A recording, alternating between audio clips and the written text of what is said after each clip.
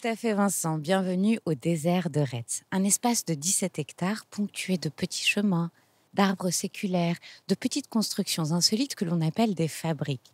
Alors cet espace n'a absolument rien d'un désert, me direz-vous, et vous avez bien raison, il faut entendre désert dans son terme philosophique, dans cette conception du XVIIIe siècle, du siècle des Lumières, qui veut qu'un désert est un espace dans la nature, reclus où l'on peut méditer, rêver, imaginer, et tout cet endroit est le fruit de l'imagination d'un homme. Et je vais retrouver Victoria pour en savoir un petit peu plus. Bonjour Victoria. Bonjour Louisa. Alors, racontez-moi un petit peu cet endroit incroyable. Qui était cet homme qui a rêvé avec tant de grandeur? Alors, Monsieur de Monville, donc, a vécu au XVIIIe siècle. C'était un homme passionné, un grand lecteur. Il avait beaucoup d'ouvrages. Il adorait la nature.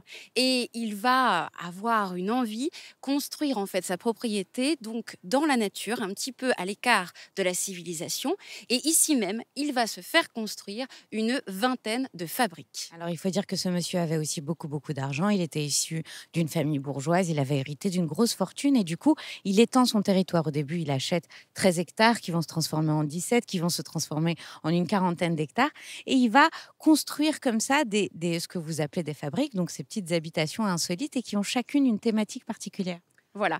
Donc en fait, les fabriques, on pourrait dire que ce sont des constructions pittoresques qui nous font voyager à travers les civilisations et les siècles.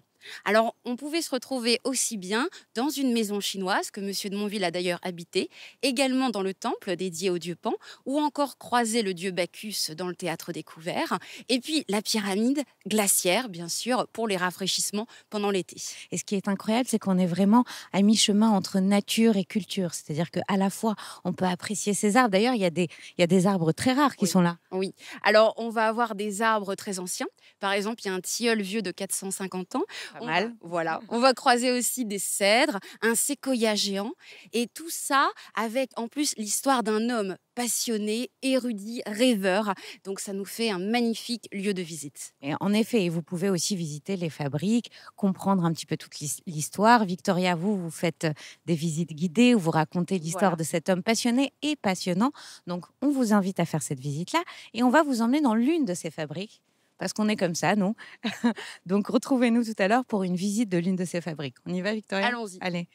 Tout à fait, Vincent. Me voilà à présent au pied de la colonne détruite qui est l'une des 20 fabriques imaginées et conçues par Monsieur de Monville. Alors aujourd'hui, dans le parc, vous pouvez encore en découvrir 8 que vous pouvez visiter et celle-ci est assez particulière parce que elle fait référence à toute une symbolique et je vais retrouver de nouveau Victoria pour vous en dire un petit peu plus. Rebonjour Victoria. Rebonjour Louisa. Alors, racontez-moi un petit peu la symbolique de cette colonne détruite. Oui, alors la symbolique en fait s'articule autour du mythe de la tour de Babel. Donc on va repérer sur la colonne des fissures, un petit peu comme si la colère divine s'était abattue sur cette colonne, et également le côté inachevé au niveau du toit, en référence à nouveau à ce mythe de la tour de Babel. Il faut préciser que les fissures et le côté inachevé ont été voulus par Monsieur de Monville. Ce qui est incroyable, c'est que cet homme était très lettré, mais il était aussi très doué, très talentueux. Il était très sportif, il était très artiste, il dessinait parfaitement bien et c'est lui qui a élaboré les plans, les dessins de chacune des fabriques. Oui, alors il a dessiné effectivement l'esquisse de ces fabriques. Il était évidemment très attaché à la décoration. Donc quand on regarde la colonne, on va se dire qu'elle est un petit peu, on va dire peut-être un petit peu abrupte d'extérieur. Et en fait, à l'intérieur, il faut imaginer, à l'époque de Monsieur de Montville, un raffinement extrême. Alors on avait de la toile de Jouy au niveau des murs, on avait des cheminées en marbre, des chambres, des cabinets de toilettes pour les invités et au dernier niveau, un observatoire du ciel. Alors malheureusement, aujourd'hui, il ne subsiste rien de toutes ces richesses. À l'intérieur, c'est entièrement vide. Pourtant, on peut encore voir cet escalier monumental. Oui, l'escalier hélicoïdal qui menait à une verrière qui faisait comme un puits de lumière pour cette colonne. Très intéressant parce que cette colonne a été habitée par Monsieur de Monville. Il a vraiment résidé là, à la belle saison, j'imagine, je pense.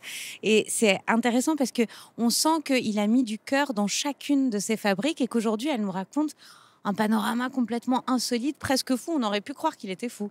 Oui, en fait, c'est surtout qu'il était très inspiré et par le fait de ses fabriques, il nous invite avant tout au voyage à travers les civilisations et à travers les siècles. Bien, sans aucun doute, encore une fois, moi, je vous invite à rêver avec le souvenir de Monsieur de Monville, mais aussi avec ce que Victoria, vous et toutes les personnes qui se dévouent pour cet endroit font. Donc, venez rêver dans ce lieu incroyable. Ça en vaut vraiment le détour, le coup d'œil et la peine.